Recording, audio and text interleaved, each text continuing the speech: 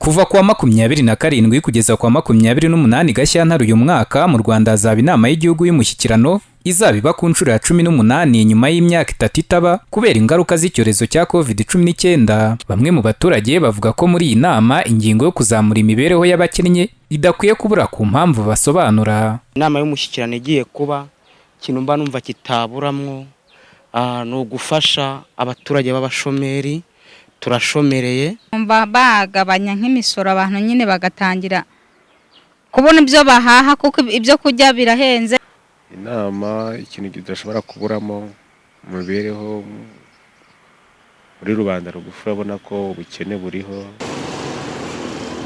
Ku ruhande rwa societe civile nabo hari abagaragaza ibibazo bibangamiye umuryango nyarwanda muri iki gihe bidakwiye kubura mu bizaganirwa mu nama y'igihugu y'umushyikirano igiye kuba. Ibirarane by'imanza mu nkiko, abangavu baterwa inda, gutakaza amanota ku Rwanda mu kurwanya ruswa ku rwego mpuzamahanga no kudahabwa ingurane ikwiye kubimurwa ku bw'inyungu rusange n'ibindi. John Mudakikwa ayobora umuryango Serura uharanira kubaka igihugu kigendera ku mategeko. Ingingo twifuza ko zaganirwaho mu nama y'umushyikirano dushingiye ku bibazo duhura nabyo mu rwego rw'ubutabera, cyane icya mbere ni ukuganira ku ngamba zatuma ubutabera bwihuta. Mu nkiko zacu dufite imanza nyinshi cyane.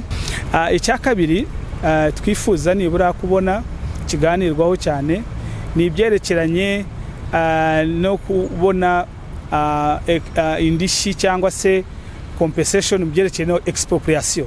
Ikindi cya gatatu tubona gikomeye ni ibyerekeranye n'ubutabera mu byerekeranye no gusambanya abana. Ikindi tubona ni ikijyanye na ruswa.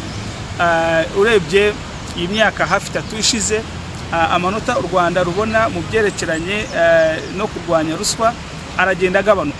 Ingingo y'umutekano nayo ishobora kutabura mu ngingo zizagarukwaho mu nama y'igihugu y'umushyikirano igiye kuba, kuko kuri iyi nshuro hisanze u Rwanda rutabanye neza n'umuturanyi warwo Repubulika ya Demokarasi ya Kongo, ndetse mu bihe bitandukanye Kongo Kinshasa ikaba yaragiye ikora ibikorwa by'ubushotoranyi ku Rwanda. Ibya vuba aha naho ingabo za Kongo FARDC zahagaze ku mupaka w'ibihugu byombi zikarasa ku biro bishinzwe abinjira n'abasohoka by'u Rwanda mu karere ka Rusizi, nk'uko ubuyobozi bw'ingabo z'u Rwanda RDF bwabitangaje. Mu nama y'igihugu y'umushyikirano iheruka, Perezida Paul Kagame yagaragaje ko uwashaka guhungabanya umutekano w'u Rwanda atazihanganirwa. Abagerageza guhungabanya umutekano wacu murabizi, tumazemo nk'imyaka 2 ishize yongeye kugenda bigaragara. Ariko nabyo navuga ko tubigerereye, yenda tubiraho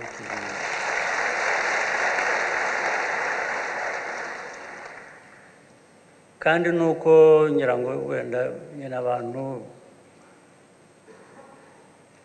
bafite amatwi barabwirwa ntibumve, bafite amaso barerekwa ntibabone.